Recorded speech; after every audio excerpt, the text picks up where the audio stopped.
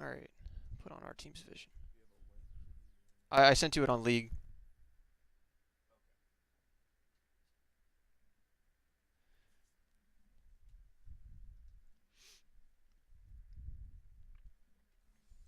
Alright, good?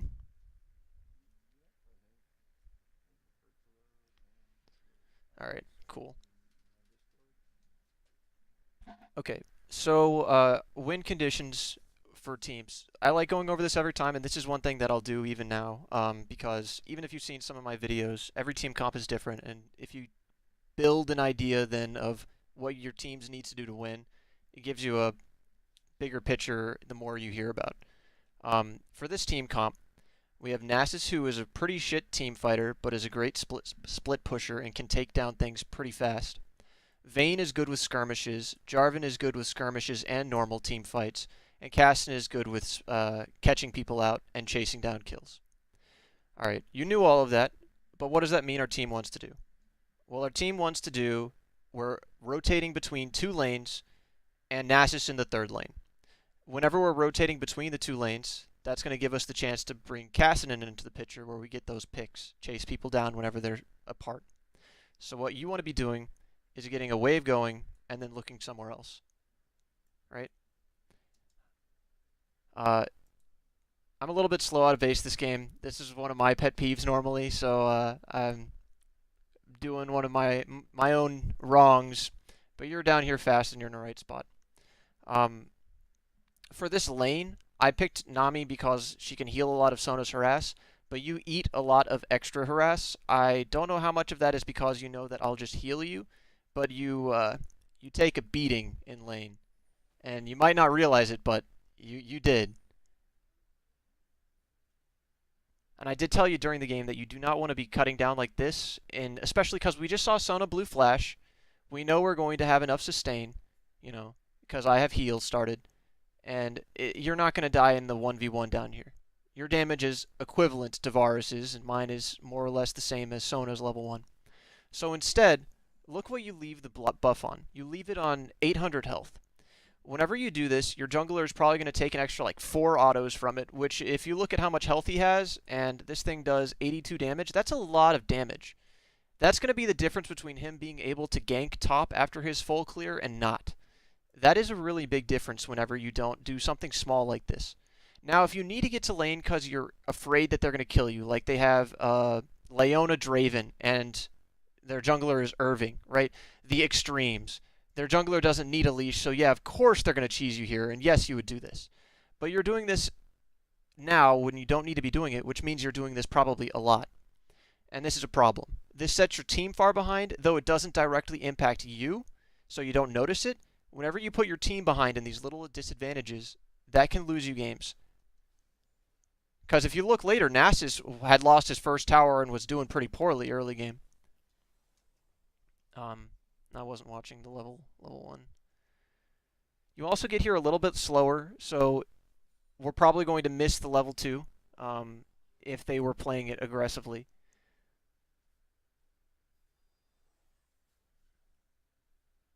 You step up unnecessarily here. You step up a lot here. Do you see how much damage you've taken? This is the first level of the game, level 1, and somehow you have given them 2/3 of your health. And I was telling you, you took a beating this game, and this is the example. And again, I'll point out what you're doing. Like, at the start of this, right? This is fine. You're at an okay position. I trade 1 auto. You could have traded 1 auto. But then this whole, like, 10 seconds, you're doing something you really shouldn't. And you're thinking, oh, I got to trade with them, right? Well, you jump into their minions. You jump into Sona after her cooldowns are back. So what this is it's disrespecting minion aggro and it's disrespecting cooldowns. If you wanted to trade onto the Sona, you had to trade onto the Sona here after she had blown her stuff. If you wanted to trade onto the Varus, then that's just a bad idea. And you did. You, for some reason, tumbled into their minions, into the Sona, into the Varus. You're not going to kill him level 1. The only thing that's going to happen is we're going to play safe both lanes until we're healed up, right? You're popping your potion at the very start of this lane, and I'm just spamming heal on you on cooldown. And I'm trying to push us to level 2. This is something that their support didn't do, so we actually beat them to the level. Well, or at least come in close enough time. And I'm trying to keep the harass away from you now. You're doing pretty good with the positioning on the other side of the lane from Sona, especially because that also got you bush control, so she can't just hop in and out. She has to take auto damage. Um, but that's a, okay. And you actually did the smarter thing backing out there.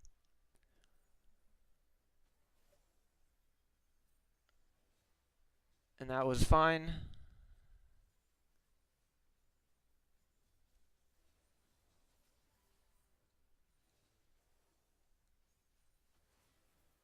And that's all fine.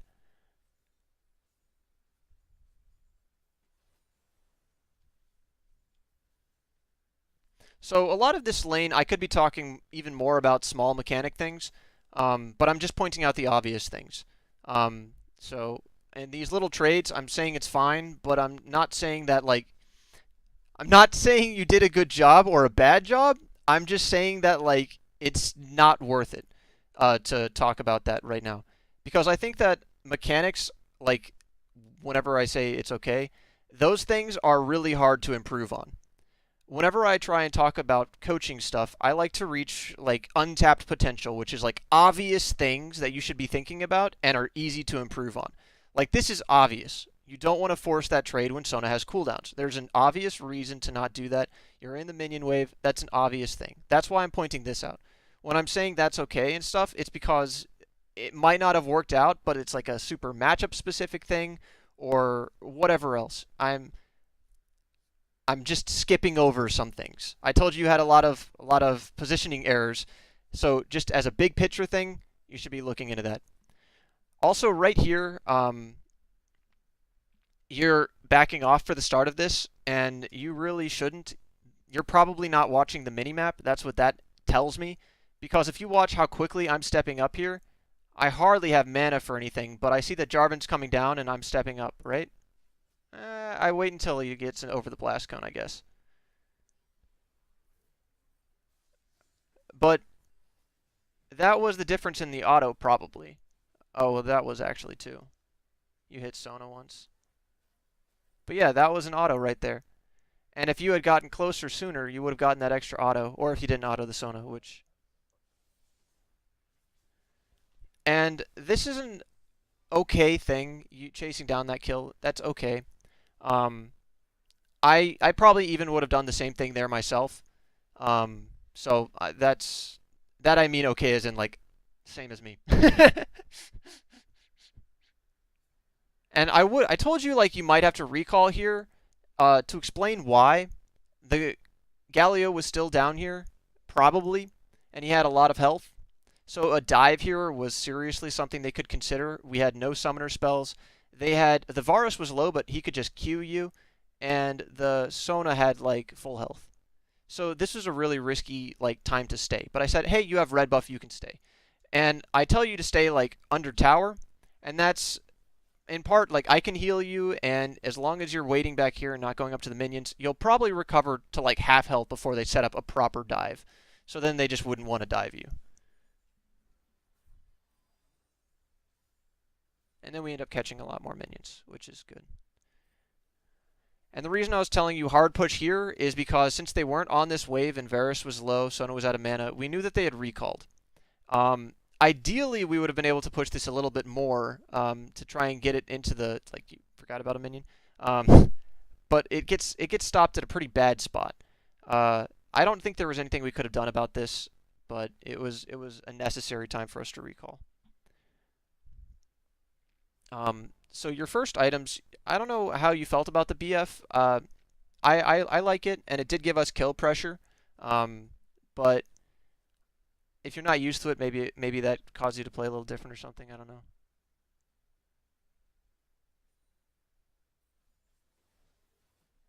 And then I told you like go in here. I don't know exactly what I said, um, but whenever you get that first recall, you want to start looking for trades.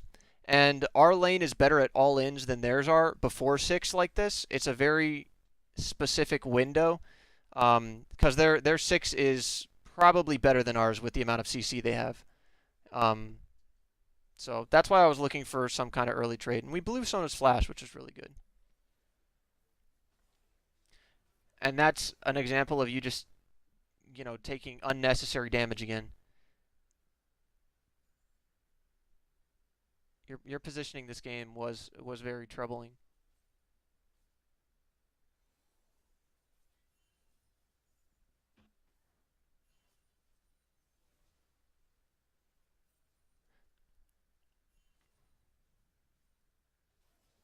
And that was fine.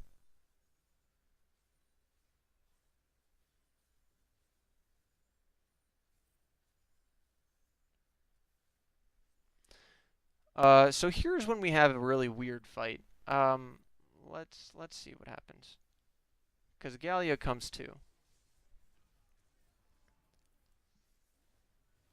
So let's start this off with you didn't take that small back step to get out of the knockup. You probably still would have gotten taunted like this because he did flash, but you wouldn't have taken that initial like 6 damage. Not 6 damage, but you know what I'm talking about. And you know how much damage you die to ignite here probably would have survived if you had just not taken that initial damage from the knockup. Because that initial knockup probably did 100 damage. And this is a really important kiting mechanic. You're right on the edge of this. It's the easiest thing in the world to dodge. Easiest thing in the world. And you're just focusing on getting your autos out, right? You're just focusing on the autos. But if you're just focusing on the autos, then he's already dead. How easy would it have been for you to have walked back in that second? Pretty easy.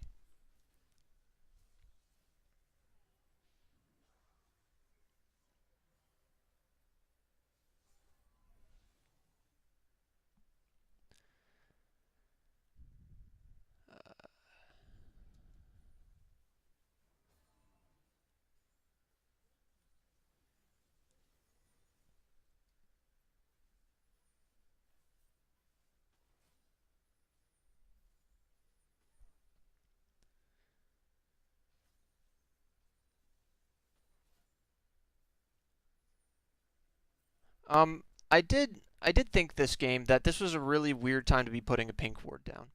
Now, although I really do like pink wards, and I, strongly suggest getting them in almost every review and stuff, if you think about what our lane has been doing, right?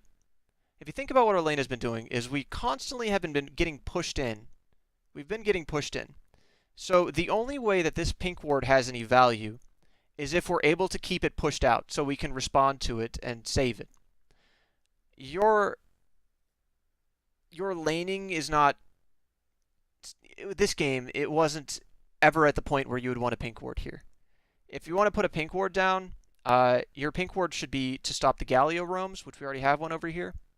And then you saw me put a pink ward over here later, and that was to set up for the Jarvan to come over this wall. But this pink ward is just going to die quickly. It's because the way the lane is going, you need to kind of evaluate that and realize how quickly these are going to die, because it dies almost immediately. And though it does catch someone out, no, I guess we didn't have trinkets. I don't know what I did with mine. I probably put it in... No, that was you. Maybe that was good then. Let's see if this could have played any differently, though.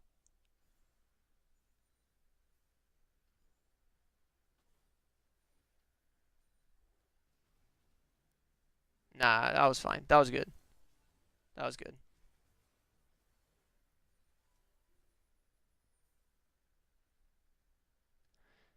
And I tell you, stay on tower here. Even warding like this is a bit risky. I know you were trying to track the Nunu, but if you were playing where you were just waiting on your tower, right? Then look at how quickly I'm here, right? Just waiting on your tower like I told you to. They're not going to dive you when I'm also here. So this ward, they killed it with their pink ward, but it was kind of an unnecessary risk. And that's, again, not evaluating what is happening to this wave.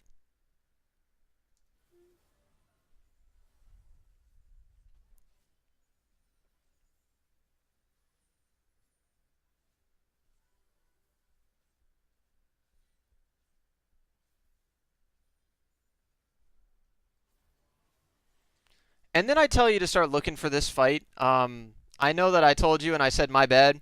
Uh, well, I don't know if I actually said my bad to this one. I think I might have said my bad to the next one that I picked. I did say that Nunu was coming. They had the obvious dragon buff, right? Um, and I wasn't actually watching you, so. Okay, so you missed your condemn.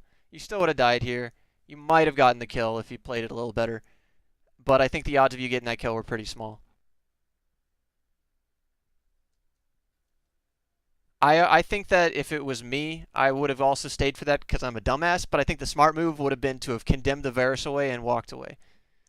You would have gotten 1-for-1. You would have been at this tower. I would have healed you up. You would have been able to catch the wave. Jarvan was here. We could have ganked them and gotten the kill anyways.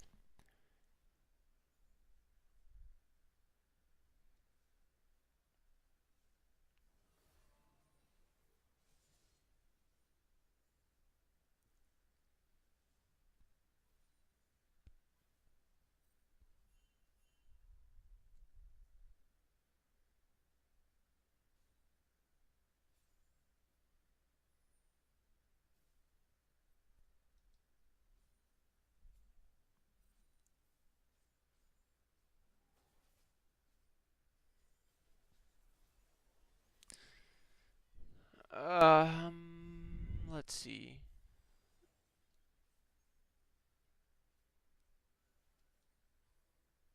Playing up like that is pretty good whenever you're paying attention to her cooldowns. Um, so the reason this fight goes wrong, the reason it goes wrong is you step close to me and you let it so she can ult both of us. That is honestly what happened this fight that was one of our main problems. The second problem that happened here was I told you we didn't layer our CC, which isn't your fault. It's just to explain what could have happened here, right? So we both hit her at the same time with our CC. And because of that, Varus just wails on us, and she gets off her heal, right? Because we didn't layer our CC. So that's what happened this fight. We probably would have traded 1-for-1, and then you probably would have died under turret. That's actually what I think would have happened.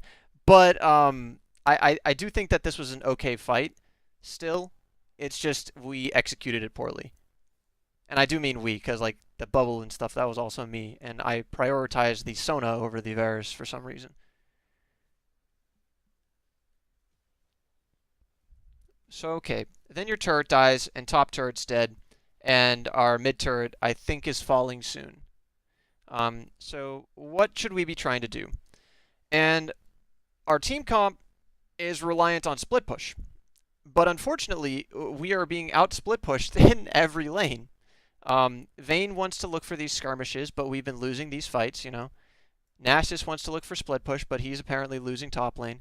And Kassadin can't get a pick because, well, a couple of reasons, but I'm not going to go into Kassadin's play. We're talking about your play.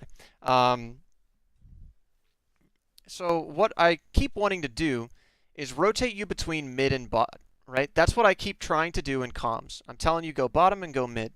And right here, you don't need to show up for this because of what he's doing. He's running up. And if he continues running up, you're never going to really make it in time for that fight. Now, you could be pushing in this wave. If you push in this wave far enough, then they might respond by coming to you, right?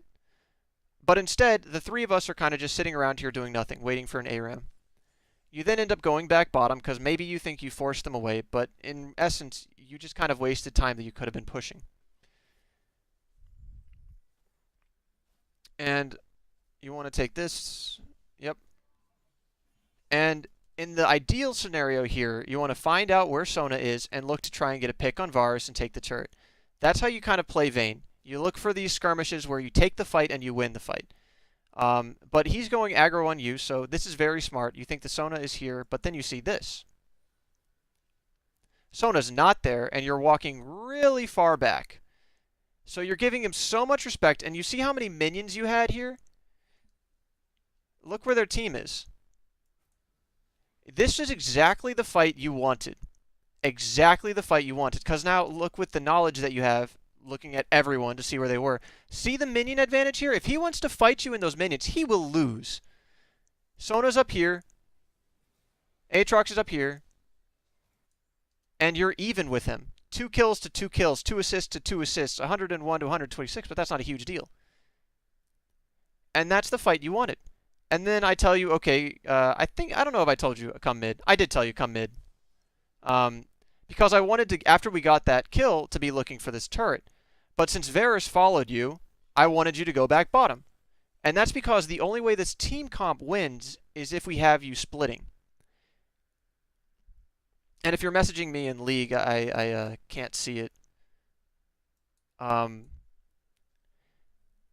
So what you want to be doing is you want to be looking for this wave. Okay. I keep hearing the sound of someone messaging me. But now we're not going to get anything. See, the numbers advantage that we're playing to, 3 to 3, we don't have a numbers advantage. Cassin has to recall. And then Nasus is dead, so this is going to be pushing into us. The way that you respond to pressure with a split push comp is by creating your own pressure.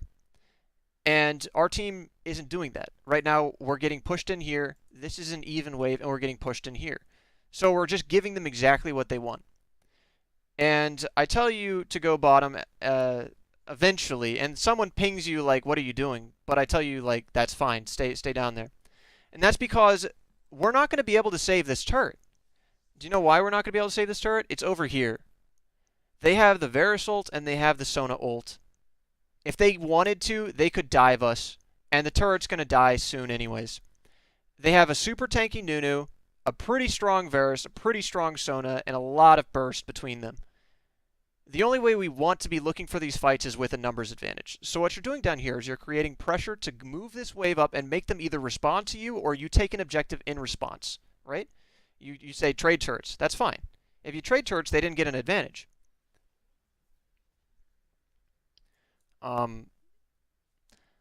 I don't know what your gold was like this game at any point. I know you said you had enough to finish Infinity Edge and Static Shiv at one point. You probably were just doing what I said by like going this way, and I couldn't see your gold, so I didn't know how much to recall on. And here I say kite up, and this is what we do. We turn on this fight, right? Your positioning is a little weird again. So let's talk about your positioning here because it's a different scenario. You're trying to respect him, right, by walking around this way, but that's all you have to worry about, and you walk further away. If you had just continued walking straight, it would have been the same. But instead, you're cut off of a couple autos, maybe. And then you walk further, even though that's going to hit you anyways. And now you're slowed, and you can't get back into the fight, and he flashes away. That's a couple of autos right there, and now you have to flash. Because you're positioning super duper safe. Now, if you think you didn't want to get hit by the tornado thing, then maybe you could have baited a fight. Right now, we have complete advantage in this scenario. If they wanted to go in on you, I probably would have been able to heal you, and we would have been able to peel that off. You would have been able to auto-attack them, and we would have won the fight. Cassin was coming down with no mana. As I said, one of his problems. And now we're looking to try and get a turret off this. Because if you don't get objectives, it's not worth it. And our problem here is Cassidon's positioning, and also he just clears the minions, but then you overstay a little bit. It should be pretty easy to dodge things like that wind-up as Vayne. Like, you have your tumble on a 2-second cooldown, probably, and it's got a wind-up. There's no reason those type of things should hit you. So that's a mechanical thing, and there is no easy way to improve those things. It's just practice. And as I said, I wasn't talking about putting in 5 games into Vayne. I was talking about 50. That's where you start getting a little bit better with Vayne mechanics. And if you want to think about how many Vayne games I have, I probably have like 2,000 Vayne games. So, and I still won't dodge everything, but at least, you know, it's more consistent. And now what we want is we probably want to send you bottom again to try and look for those picks. Yeah. We probably want you bottom, and you start going mid. I don't know if I tell you to come to this. I might have. I don't think I did. And then I said look for this, because I knew we had advantage on the fight because you were here. So I'm gonna just give you props for coming here on your own. So what we wanted to do after that was go get Baron really quickly and then turn onto a turret, which we probably would have been able to get one turret afterwards. but it takes us a really long time to even get over here. And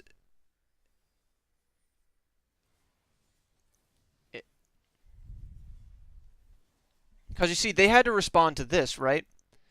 So we could have gone middle and taken this, and then we would have eventually gone bottom. I guess I recall because I have no health, so maybe that's why we all queue into recall. But we should have pushed mid, because that was where we had our a lot of setup. And then since Nasus is just going to continue splitting, he should have gone back top lane. We need to be thinking about how we're going to set up our split push again, right? The way we want this is a lane pushing, which since we couldn't fix bottom and mid, we need to get top lane pushing out so we can rotate between these two. And then Aatrox is there, though, so we have to have someone just respond to Aatrox, which is Kassadin. And now we're at a numbers disadvantage again, right? This is where we're kind of put in a weird spot.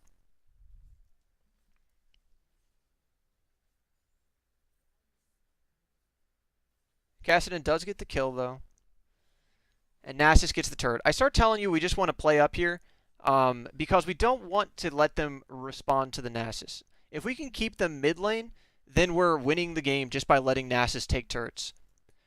But you have to step up, because if you don't create pressure somewhere, they have no reason to respond, like, to not respond. Everyone will just go bottom, and they'll kill Nasus, and then they'll look for an objective themselves. And since we have an even numbers over here, because we just killed Aatrox, right? We can look a little bit for this.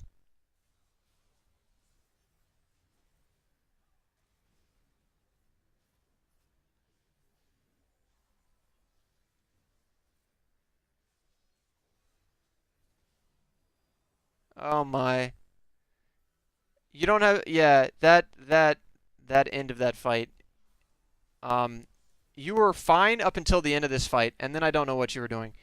And I don't even think you knew what you were doing, because otherwise you would have at least made up your mind to auto-attack someone. You were chasing the Nunu down? Look at this guy who's low health!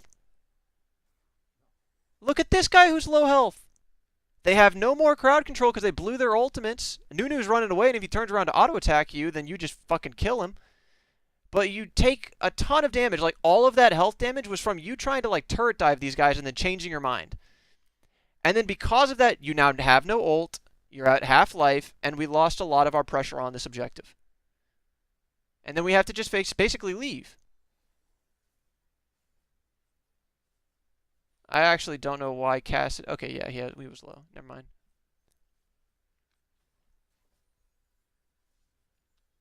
And I want to auto-attack the turret here. I tell you to attack the turret.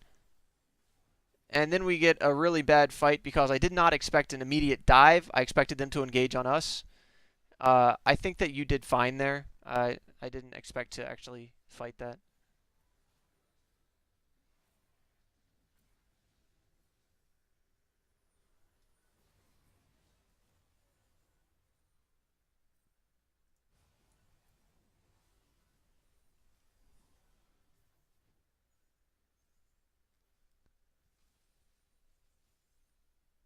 Okay. And now we have bottom all the way pushed in pretty much, and Nasus is going back top lane.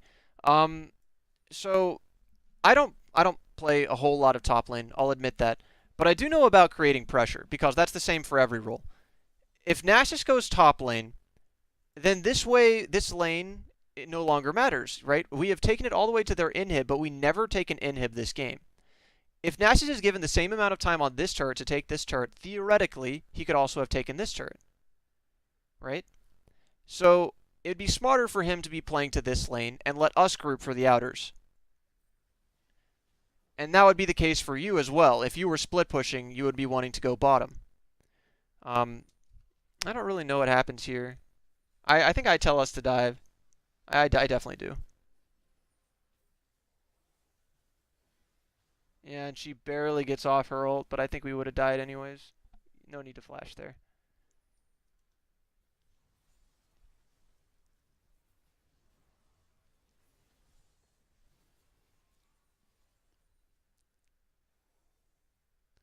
And now Nasus is just going to get that top turret. But you see, if he was given this amount of time top lane, he could have taken an inhib, right?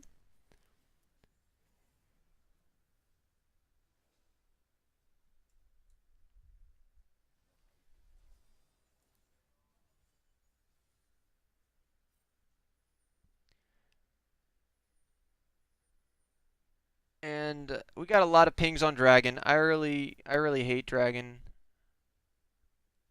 I would rather just push mid and give up the Ocean Drake. So what you're doing right now is excellent, but then you start coming over to Dragon because we're having a fight, right? But then look at your positioning this fight. Because of where you come in, because of where you set yourself up earlier, you end up taking the front of this guy's damage. And you've already tried fighting him, and it didn't pan out very well. So then I have to back off of this fight to solo peel you, and now he's already done his job. He's created a 2v1, and he still kills you. And you know how come we lost this fight anyways? Yeah, we didn't have everyone there. There was no reason for us to be on Dragon. And because you came over to this fight, we didn't get this turret now. They had no reason to, not look for this fight, right? But the only thing we would have lost in that fight is Nasus for mispositioning. And Jarvan could have gotten out. See? Jarvan could have gotten out. But instead, we lose Jarvan, we lose you, we lose Nasus, we lose Dragon. Unnecessary. And I think, yeah, we get chased down over here. This is another thing where I tell you he just used Snowball, look for the Nunu, but you wait a long time, and look, they catch up around this corner, and then you position yourself into the Varus. You didn't have to do that to attack the Nunu if you had played it over here where we had vision. And then after that, we could have turned on him with your Condemn, right? We could have killed both of them here. And that's a mechanical thing, but also a knowledge thing of when you can turn.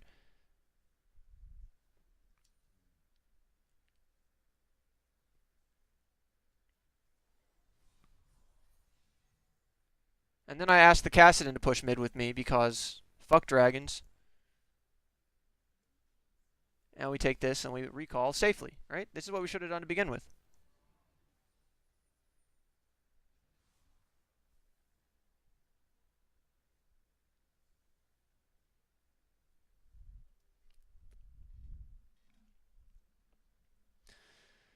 I do like this ward. I guess that's a good reason to be over here.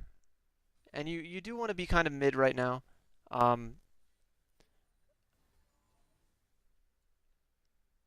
It's a really tricky time because our team is grouping even though we have 2 teleports up and we need to get bottom pushing. So we're looking for these fights and we don't even have everyone while we're looking for these fights. We really need to get this wave going, and it is slow pushing, but we have teleports. Why don't we send a teleport there, right? We also get a good pick off over on this side of the fight, and then you start flanking. I sometimes do that as Vayne too, so I'm not going to say it's wrong, but it's risky. Make sure they don't have CC, and they didn't. Just make sure they don't every time. And then you guys get another Baron after that, which is fine. So we got bottom lane going in slowly. Nunu responds to that. Nasus is now top lane. He just kind of is following the CS wherever it is. So, not really managing waves, but rather just farming. And then I tell us we want to go bottom, and ideally we would be able to be bottom, but we did need to go middle. So whenever you ask, are we just going to give it? Well, my hope was they weren't going to be able to push it that quickly, because sometimes teams aren't set up, because, like, look, Nunu's down here. Galio wasn't there. So someone was probably going to respond to the Nasus, right? And if it played out, one of the ways it could have played out, not necessarily the most likely, but one of the ways it could have played out, people were going to Nasus, and Nasus walks away, and we're setting up bottom, so now they only have 2 waves they can respond to. However, they went middle, and they made it so that way we had to go middle. And mid is the worst for us for a couple of reasons. One is because we would only be getting an outer. And we have Baron, which means we should probably be forcing another inner. If we can get an inhib, we should be trying to do that now. Another is the top wave and the bottom wave are in sync, and the mid wave is out of sync with the top wave.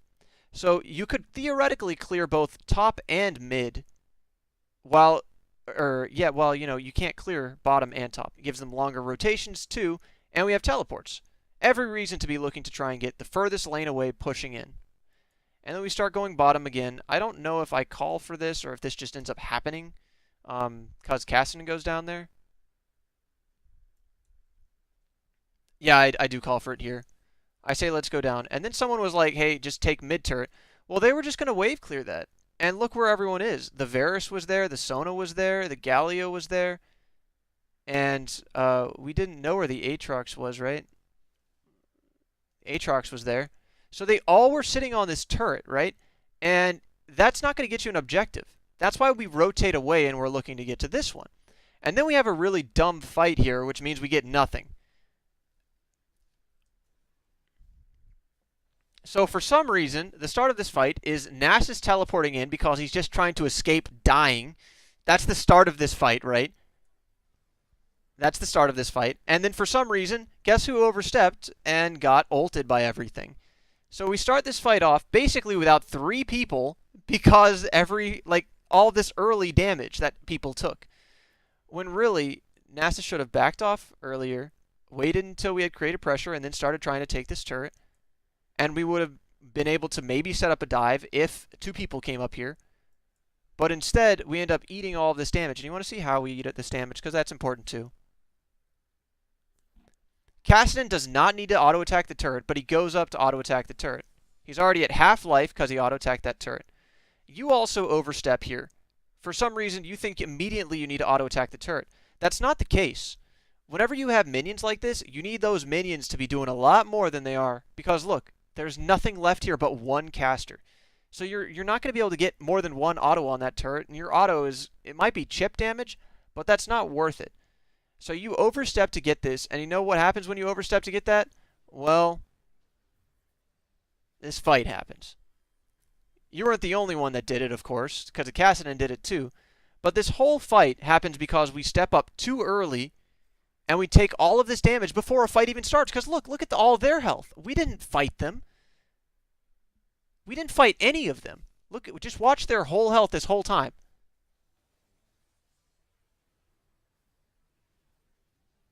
Do you know what did the most damage in this fight? My ult.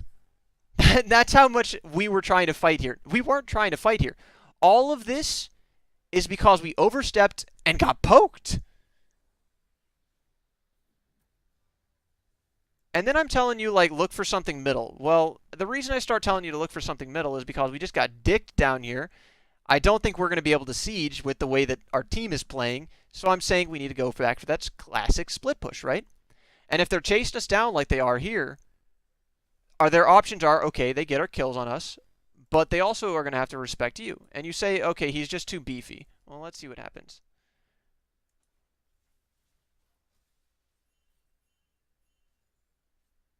You get a handful of autos off on him.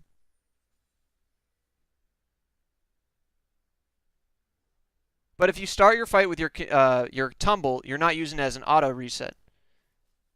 You're also giving him too much respect whenever he's already done all... Do you see that damage? That is all of Nunu's damage. That's his I'm fighting you move. That's what he does, right? And whenever he ice balls you, you walk away like, oh shit, he's coming in at me.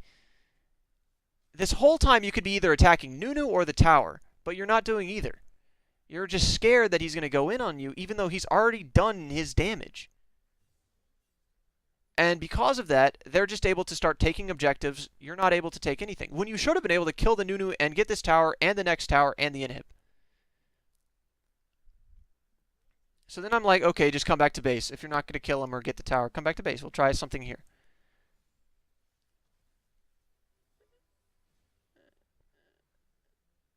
And yeah, giving that up was fine.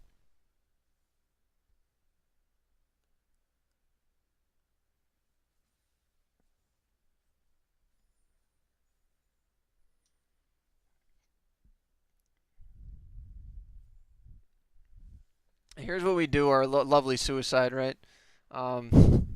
Let's not talk about that too much. We already talked about that in game. I think it's funny how Jarvan kills us both. Could have been a valiant sacrifice. Could have been.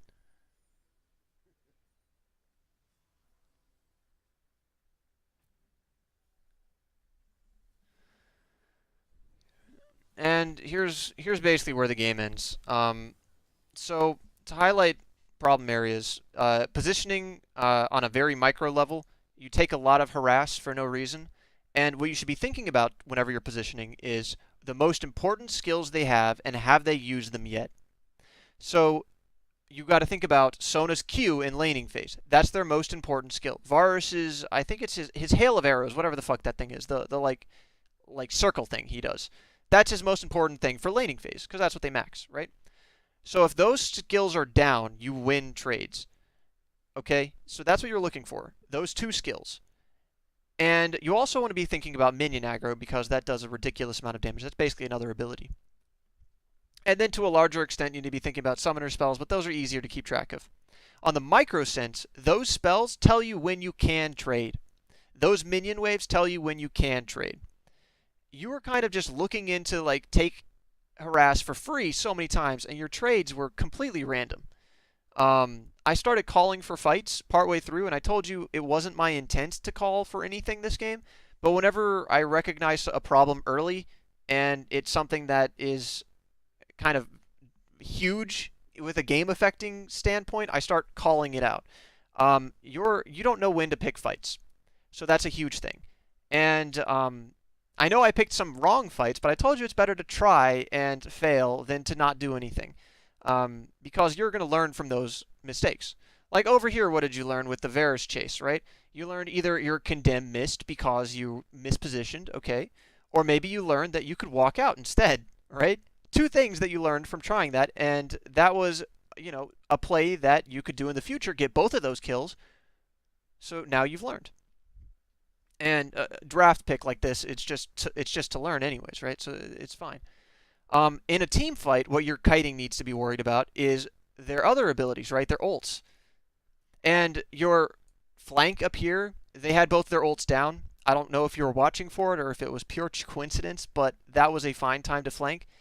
Also, over here with the Nunu, he already ice-balled you and you're acting like he's going to fuck you up. There's no reason to be backing off. That shows you really don't understand cooldowns and you don't understand when to pick fights. Another big problem is rotations. I called out for a lot of rotations, and this is just something that you should be doing because of our team comp. It's different for different team comps, and sometimes you're going to want to be grouping earlier. If you look at a couple of my other AD carry videos, I talk about rotating in different ways. Notice I didn't tell you to go and like rotate top lane ever. It was always focusing somewhere else. But your goal as Vayne is to isolate the AD carry and kill them. Basically, that's what you're trying to do throughout the mid game. And you do that by rotating and making them respond to you. Essentially making someone as either worthless as you are and then killing them, making yourself more valuable, or pulling them away to a fight and then returning to the fight so you have a numbers advantage and can get something. So that's what you need to be thinking about. And I called for this a lot. There are several times this game that I pointed out when you should have still stayed on the wave instead of showing up to a fight.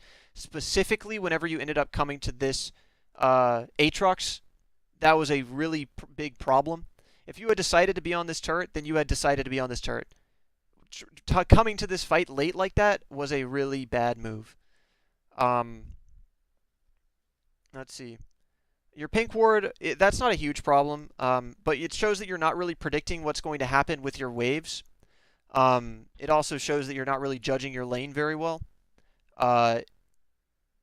That's something that you should be thinking a little bit more about, but it's not huge.